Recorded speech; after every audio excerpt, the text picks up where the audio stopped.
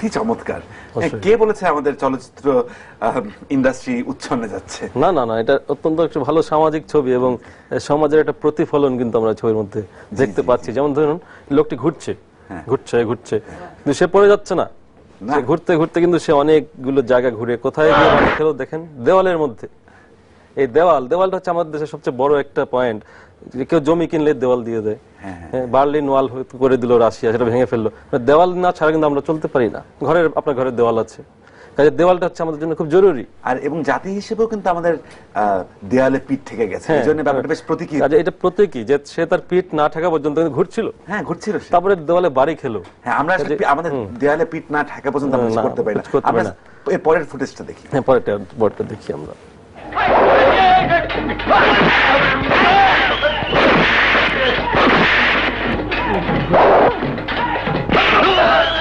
আমরা এখানে একটা অসাধারণ দৃশ্য দেখলাম, যে উনি পেটের মধ্যে ঘুষি মারলেন এবং পানি বার হয়ে আসলো। জি জি, এটার ব্যাপারে আপনার কি ব্যাখ্যা? দেখুন, এটা একটা অত্যন্ত ভালো সামাজিক ছবি। এটা সামাজিকভাবে মানুষকে সচেতন করার জন্য। এটা যেমন আজকাল কিন্তু পানির একটা বড় ক্রাইসিস চলছে, পানি পাওয়া যায় না, কল খুললে পানি থাকে না, কারণ অনেক মানুষ পানি মজুত করে রাখছে এবং ময়লা পানি বোতলে ভরে বাজারে। তো এখানে মজুতদারির বিরুদ্ধে এটা একটা দৃশ্য। এটা হচ্ছে আপনার একটা প্রতীকী দৃশ্য, যে পানি মজুত করে রেখেছে পেটের মধ্যে। এটাকে আমরা সোশ্যাল কমিউনিকেশন বলতে পারি। নায়ক ঘুষি মেরে পানিটা বের করে নিয়ে আসলো। এটা আসলে একটা মারাত্মক সামাজিক। এই দৃশ্য দেখে তো আমার চোখে পানি চলে এসেছিল।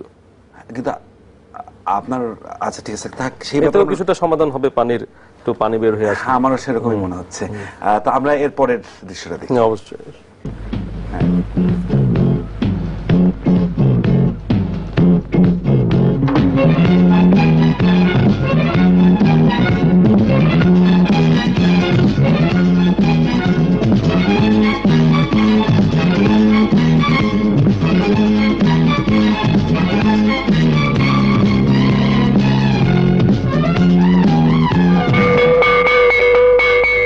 নকল করছে।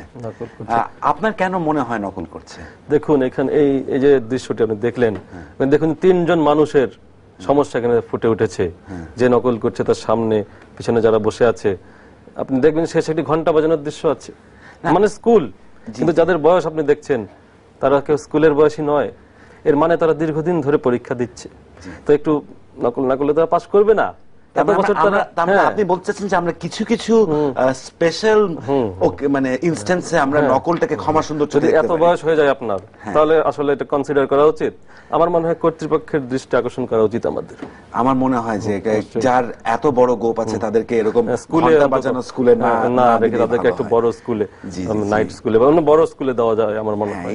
এই ব্যাপারে কিন্তু দর্শক আপনারা আমাদের কিছু বলতে পারেন।